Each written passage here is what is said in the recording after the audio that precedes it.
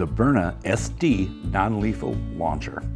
It gives you a solid deterrent to human or animal threats while reducing the chance of putting yourself into legal hot water. You want to defend yourself, your people, your property, but you don't want to kill, disable, or go to jail. The Byrna SD makes it possible. You can control a situation from up to 60 feet. That gives you time to reassess and adjust as necessary to protect what counts without hesitation. Hey, side note, we put a lot into these reviews and would love for you to like and subscribe. Also, I'm not an attorney. Neither myself nor RVing is responsible for any repercussions you may encounter. Check laws in your state, county, and municipality, and of any place you're traveling through before carrying or deploying the Byrna SD. So what is a non-lethal launcher? It's like a gun that can stop and redirect an attacker with way less of a chance of you landing in jail simply for defending yourself. When RVing and camping, there's a lot of situations where you need some means to just change the mind of whatever's coming your way.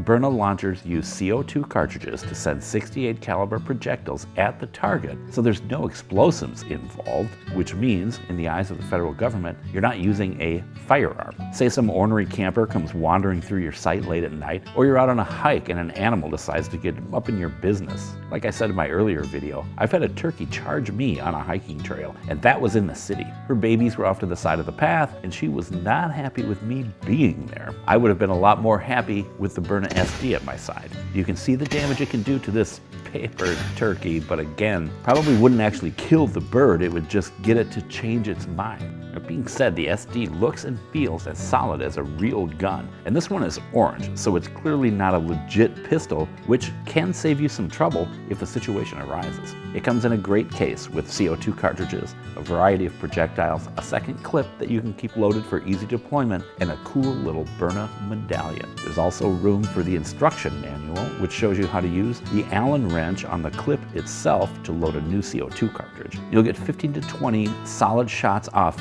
with each.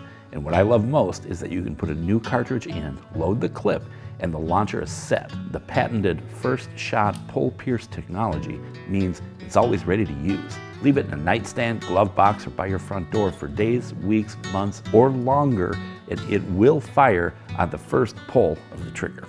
Byrna 68 caliber projectiles. Typically, you'll use the kinetic rounds, which don't contain any active or inert ingredients. They're hard, solid plastic and will discourage, deter, and/or delay an attacker, be it animal or human. They're even reusable, which is great after target practice.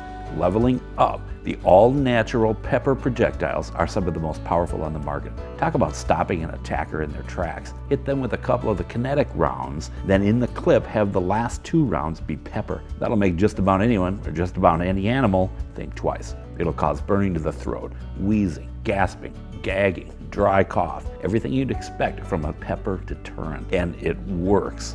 We used some of these to take care of an anthill full of fire ants in Utah when we didn't have anything else along. And of course, the wind shifted for a minute, but hey, the ants hightailed it out of there, making it a safe place for the kids to play. I realize that's not a great example of how the Byrna should be used, but hey, no ants.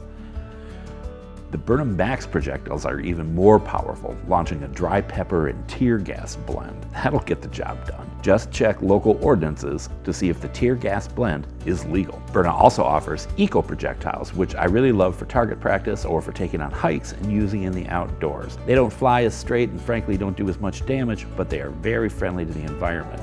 When they get wet, they disintegrate. If you're target shooting, for example, you don't have to worry about leaving the plastic projectiles behind. When it rains, they go away, and that's important in the outdoors and in natural surroundings. How do you carry the Byrna SD? Safety on, please. It'll fit in your pocket or center console or nightstand. Again, check local regulations. They offer the level 2 holster with a built-in retention device that uses the launcher trigger guard to secure it in place. You just depress the button to draw, and your finger is ready to fire. The holster's attachment point lets you make micro adjustments to the carry angle so you can make it fit for your preferred deployment position. It comes with the standard paddle attachment, but can be customized with a belt clip or MOLLE adapter. And it works perfectly with the Ballistipack tactical backpack backpack. It also provides quick deploy body armor. I'll cover the ballista pack in a separate review. That thing is awesome. Everyone wants to know, what are the legalities of using a non-lethal weapon for self-defense? Though Byrna launchers are technically legal in all 50 states without a license for people 18 years of age and older, the only clear answer is that less lethal will keep you out of hot water far more than lethal options. When it comes to self-defense, there are federal regulations as well as state-by-state regulations, and on top of that, county and municipality regulations. There's a fine line between defense and assault that you should pay close attention to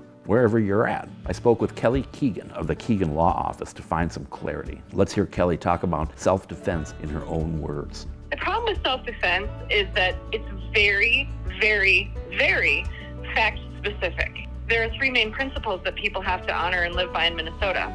Number one, you have a duty to retreat from a situation. We're talking about people, obviously, not animals. So if you have a way to remove yourself from that situation without using force, you have to take it. Otherwise, you're considered an aggressor in Minnesota. Two is that you have to use a reasonable amount of force. And again, that's really fact specific. You're going to have people looking at this, a prosecutor, police, law enforcement officers saying, was this a reasonable amount of force objectively? And that can also change, though, too, with some subjective factors. If I have an ex who's been stalking me and I know that he's been to prison for violently maiming people, I obviously have more of a reason to believe that this person's going to use lethal force against me and that I need to take more drastic measures. It comes down to all these little things about what was a reasonable amount of force in that situation. The third is not really an issue. It's just that the threat has to be imminent, which most people understand. So you can't threaten me yesterday and now I get to go and take action. It's like, well, that's retaliation. But prosecutors, when you raise a self-defense claim in Minnesota, you don't have to show that it was self-defense because the burden of proof is always with the state. They have to prove, or the feds, but they have to prove beyond a reasonable doubt that it wasn't self-defense. And they usually do it on those first two principles. Looking at the heartometer, often called the heart-o-meter at private shooting ranges and practice areas across the Midwest, we're seeing a huge 4.875 hearts. Whether it's self-defense against animals on a hike or against some intruder at your campsite, at home, or even the grocery store, the SD non-lethal launcher will help change the minds of attackers and provide a great deterrent from a long distance.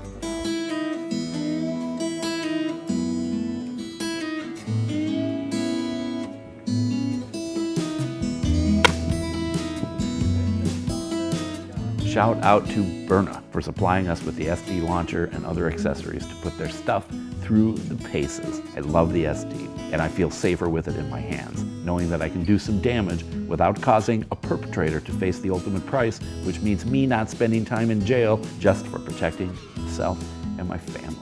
As always, thanks for watching, and I'll see you somewhere, and I can't wait to hear your stories.